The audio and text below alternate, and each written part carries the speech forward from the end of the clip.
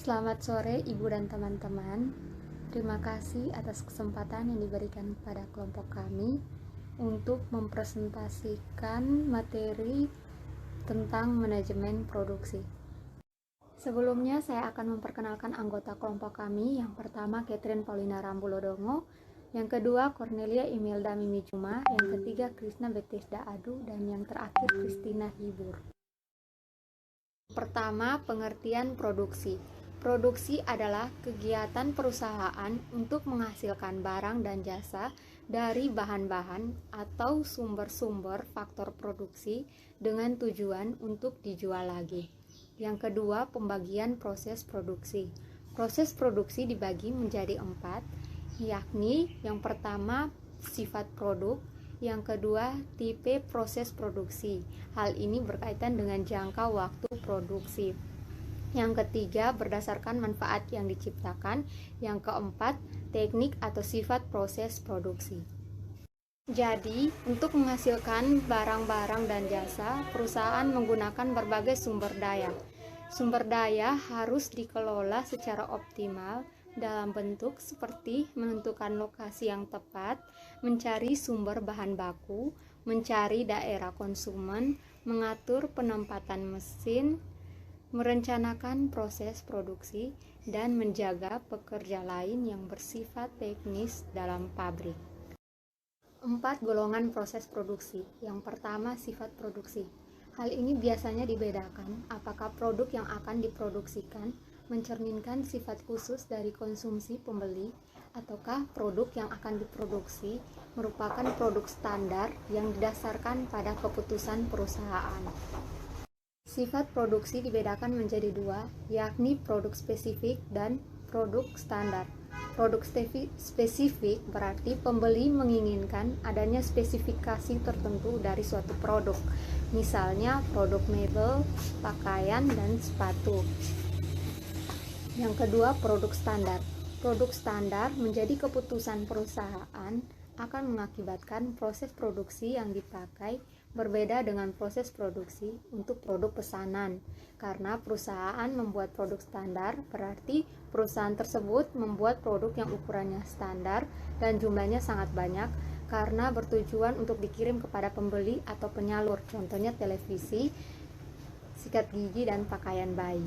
Yang kedua, tipe proses produksi berkaitan dengan jangka waktu produksi. Tipe ini dibagi menjadi 2, yakni yang pertama tipe proses produksi terus-menerus, dan yang kedua tipe proses produksi terputus-putus. Tipe proses produksi terus-menerus biasanya terjadi pada industri-industri yang hanya mempunyai satu shift operasi, maupun kegiatan tersebut tidak terhenti dalam jangka waktu yang lama, serta barang yang dihasilkan hampir mempunyai bentuk yang sama, contohnya perusahaan semen, tekstil, dan mobil. Tipe proses produksi terputus-putus. Tipe ini digunakan pada perusahaan-perusahaan yang diproduksinya berdasarkan pesanan-pesanan dari konsumen atau pembeli yang akan membeli, misalnya mebel dan pakaian. Yang ketiga, manfaat yang diciptakan. Ada 5 manfaat yang diciptakan. Yang pertama, manfaat dasar. Manfaat dasar akan terjadi jika kegiatan yang dilakukan perusahaan merupakan kegiatan yang bergerak dalam bidang pengambilan dan penyediaan barang-barang atau hasil-hasil dari sumber yang sudah tersedia oleh alam, misalnya perusahaan tambang, perikanan. Yang kedua, manfaat bentuk. Proses produksi ini terjadi setelah manfaat dasar dilakukan, kemudian baru dilakukan proses selanjutnya untuk menciptakan manfaat yang lebih baik lagi, misalnya mebel. Yang ketiga, manfaat waktu. Manfaat waktu dihubungkan dengan kenaikan nilai barang yang mempunyai selisih waktu, misalnya disimpan di pergudangan setelah harga-harga naik, maka beras yang tidak habis dalam masa turunnya harga karena waktu berjalan terus menyebabkan nilai beras tersebut bertambah. Yang keempat, manfaat tempat. Manfaat tempat dapat ditemukan pada perusahaan transportasi. Perusahaan apakah itu kereta api, kendaraan, truk, maupun pesawat udara akan menyebabkan bertambahnya manfaat barang yang dipindahkan tersebut. Contoh hasil-hasil pertanian yang diangkut ke kota. Yang kelima, manfaat milik. Usaha untuk memindahkan barang beri hak milik orang yang satu ke orang yang lain. Contohnya pedagang, toko, dealer, distributor, pengecer. Yang keempat, teknik proses produksi dibagi beberapa macam, yaitu proses ekstraaktif adalah proses yang dijalankan dengan mengambil langsung dari sumber alam yang telah tersedia. Contoh proses penambangan, perusahaan perikanan dan perkebunan. Yang kedua, proses analitis. Proses untuk menguraikan atau memisahkan dari suatu bahan mentah tertentu menjadi beberapa macam bentuk yang menyerupai jenis aslinya. Contohnya pertamina. Yang ketiga, proses fabrikasi. Proses fabrikasi atau pengubahan merupakan proses mengubah barang mentah menjadi barang yang siap pakai. Biasanya menggunakan alat seperti mesin dan hasil keluaran atau output dapat bervariasi. Contoh pakaian, proses pembuatan sepatu, dan lain sebagainya.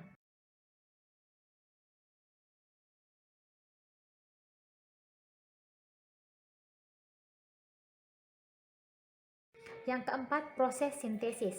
Proses mengkombinasikan beberapa bahan atau persenyawaan zat dalam suatu bentuk produk, misalnya perusahaan kimia, obat-obatan, gelas, dan kaca. Yang kelima, proses assembling. Berarti merangkai beberapa produk jadi atau setengah jadi menjadi produk baru atau barang baru tanpa merubah bentuk fisik susunan kimiawinya. Contohnya perusahaan alat listrik. Kegiatan produksi. Pada fungsi produksi di sini, seorang manajer produksi akan menghadapi masalah-masalah yang berkaitan dengan perusahaan secara keseluruhan dan harus diatasinya. Masalah-masalah di bagian produksi diantaranya yang pertama perencanaan produksi, yang kedua perencanaan fasilitas produksi, yang ketiga pengendalian produksi, yang keempat pengendalian persediaan dan kualitas produksi, yang kelima pemeliharaan peralatan. 1. Perencanaan perusahaan.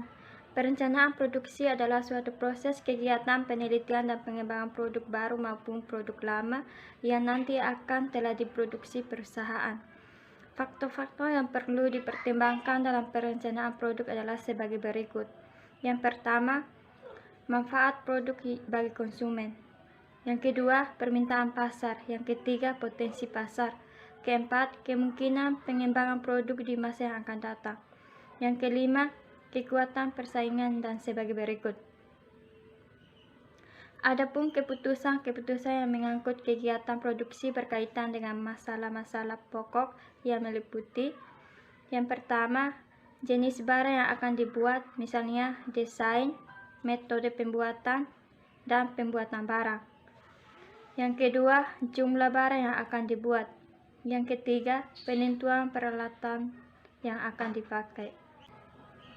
Yang kedua, perencanaan fasilitas fisik produk adalah merupakan suatu proses integrasi di mana semua aspek produktivitas harus dipertimbangkan dalam masak.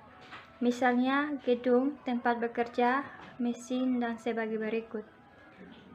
Aspek-aspek perencanaan fasilitas fisik perusahaan terdiri dari A. Penentuan lokasi perusahaan, B. Bangunan, C. Perencanaan tata letak fasilitas produk, D. Perencanaan lingkungan kerja. 3.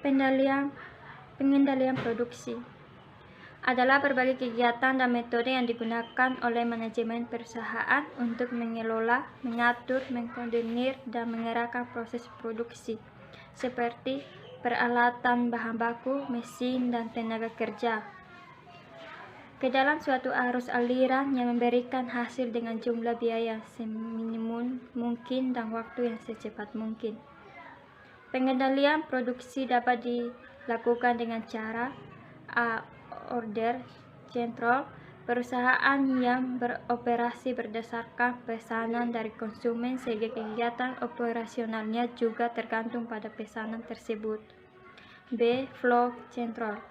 Perusahaan yang beroperasi untuk menghasilkan produk standar sehingga sebagai produk merupakan produk untuk persediaan dalam jumlah besar.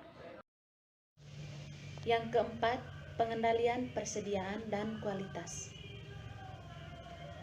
yaitu pertama, pengendalian persediaan bahan baku. Dengan adanya pengendalian bahan baku, perusahaan akan berusaha untuk menyediakan bahan baku yang diperlukan dalam proses produksi sedemikian rupa agar berjalan dengan lancar tanpa terjadi kekurangan atau kelebihan persediaan. Ada suatu cara untuk menentukan berapa sebenarnya jumlah bahan baku yang perlu disediakan perusahaan dengan biaya paling minimum atau dalam arti menguntungkan perusahaan. Caranya adalah menggunakan analisis EOQ atau Economical Order Quantity. Dengan kata lain, perusahaan akan mempunyai persediaan yang paling menguntungkan jika melakukan pemesanan yang ekonomis. Faktor-faktor yang mempengaruhi EOQ adalah sebagai berikut. 1. Jumlah kebutuhan bahan baku per tahun. 2. Biaya pemesanan. 3. Biaya penyimpanan. 4. Harga bahan baku. Yang kedua, pengendalian kualitas atau quality control. Pengendalian kualitas merupakan suatu proses untuk menentukan barang-barang yang rusak dan diusahakan dikurangi serta mempertahankan barang-barang yang sudah baik, kemudian mengontrol agar hasil produksi di waktu yang akan datang tidak lagi mengalami penurunan kualitas atau kerusakan. Pengendalian kualitas baik untuk proses produksi yang berlangsung secara terus-menerus ataupun proses produksi yang terputus-putus relatif sama, di mana di dalamnya mempunyai kegiatan sebagai berikut. Yang pertama, menentukan standar kualitas baik dalam hal ukuran, daya tahan, warna, bentuk, harga, dan sebagainya dengan memakai peralatan yang standar. Yang kedua, mencari pemeriksa yang mempunyai kecakapan yang dibutuhkan baik mengenai pemakaian peralatannya maupun pemeliharaannya.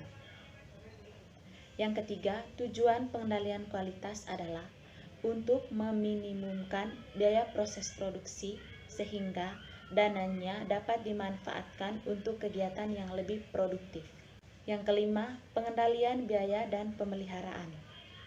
Pengendalian biaya produksi dilakukan untuk mengetahui berapa besarnya volume penjualan yang menghasilkan keuntungan, kerugian, atau hanya cukup untuk menutup biaya total yang telah dikeluarkan perusahaan. Cara untuk menganalisis seluruh biaya yang diperlukan adalah BEP sama dengan FC per P kurang V, di mana BEP adalah jumlah unit yang dihasilkan atau hasil pendapatan perusahaan hanya cukup untuk menutup biaya keseluruhan. FC sama dengan biaya tetap, V sama dengan variable cost atau biaya variabel, P sama dengan harga. Biaya tetap adalah biaya yang besar kecilnya tidak terpengaruh oleh jumlah barang yang diproduksikan. Dana dapat berupa persatuan dalam batas range tertentu. Contohnya, gaji tenaga kerja, biaya pemeliharaan gedung, biaya bunga, biaya sewa, dan lain-lain. Biaya variabel adalah biaya yang besar kecilnya tergantung oleh jumlah barang yang diproduksikan perusahaan. Secara keseluruhan, jumlah totalnya tetapi persatuan unitnya tetap. Contohnya biaya bahan baku, biaya bahan penolong, dan sebagainya. Pemeliharaan dan penggantian fasilitas produksi dilakukan dalam rangka mempertahankan tingkat produktivitas mesin dan peralatan lainnya. Sekian presentasi dari kelompok kami. Atas perhatiannya kami ucapkan terima kasih.